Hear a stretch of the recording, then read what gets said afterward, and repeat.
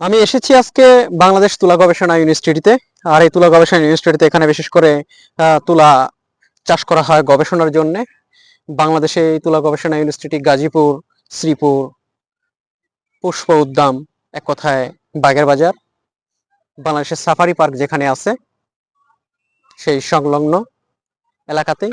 তবে তুলার গাছ ম্যাক্সিমামই উঠায় ফেলানো হয়েছে, বাট এখানে শুধু কয়েকটা তুলা গাছ রয়েছে যেগুলো এই অন্য জাতের গবেষণার জন্য এখানে চাষ করা হয়েছে। সো লেটস গো, তাহলে আপনাদেরকে আমি দেখাতে নিয়ে যাই, বিশেষ করে সেই তুলো কোথা থেকে কিভাবে আমরা যে বাংলাদেশ তাঁত শিল্প, কাপড়, অনেক কিছুই বিশেষ করে এই তুলা থেকে তৈরি করা হয়। কারণ এই তুলা থেকে হয় সুতা, আর সুতা থেকে হয় বস্ত্র, আর সেই বস্ত্র থেকে আমরা পরিধান করি কাপড়গুলো। বিশেষ করে কটন কাপড় আমাদের শরীরের জন্য যেমন উপকার, তেমন ব্যবহার করেও কিন্তু মজাদার, বিশেষ করে গরমের সিজনে, শীতের সিজনে। সো ওকে, এটা হচ্ছে তুলার গাছ, এটা তুলার ফুল। দেখেন কি সুন্দরভাবে ফুটে আছে। Wow, so beautiful.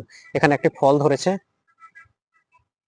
এই যে একটি ফল ধরেছে, এটা এখান থেকেই তোলা হবে। সো যেখানে ভালোভাবে ফুলে আছে বা ফুটে আছে সেখানে চলেন আমি আপনাদের দেখাই।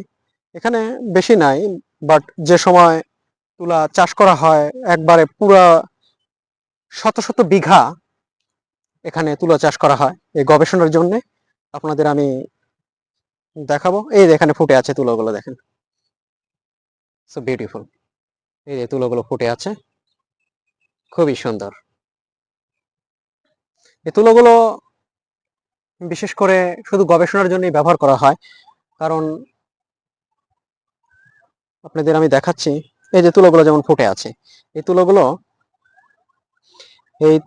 ফুটে আছে, এই তুলোগুলো ব্যবহার করা হয় গবেষণার ক্ষেত্রে। যে এই তুলোগুলো দিয়ে এর চাইতে ভালো উন্নত জাতের তুলো বা সবচেয়ে লাভজনক কোন জাত চাষ করলে বেশি ফলন আসবে বা লাভ হবে, সেক্ষেত্রেই বা সেটাই জানার জন্য এখানে কিছু গাছ আছে চাষ করা হচ্ছে। যেমন এখানে আরেকটা গাছ আছে, এই গাছের তুলা অনেকগুলো ধরে আছে, কি সুন্দর সুন্দর ভাবে তুলোগুলো ধরে আছে, ফুটে আছে।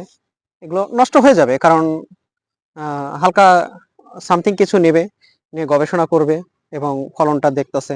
এই বর্ষার সিজনে তুলা অতটা ভালো হয় না, শীতের সিজন আসবে আর তুলো আবার একদম হাজার হাজার বিঘা এখানে এই তুলো চাষ করবে।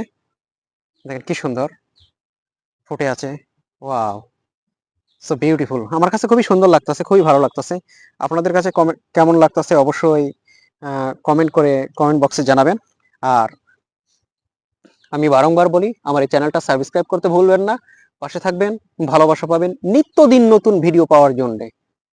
সর্বদাই নতুন কিছু দেওয়ার চেষ্টা করব আপনাদের, আপনাদের বিনোদনের জন্য আমি মানিক হাসান হৃদয় অল টাইম 24 আওয়ার্স আছি আপনাদের পাশে।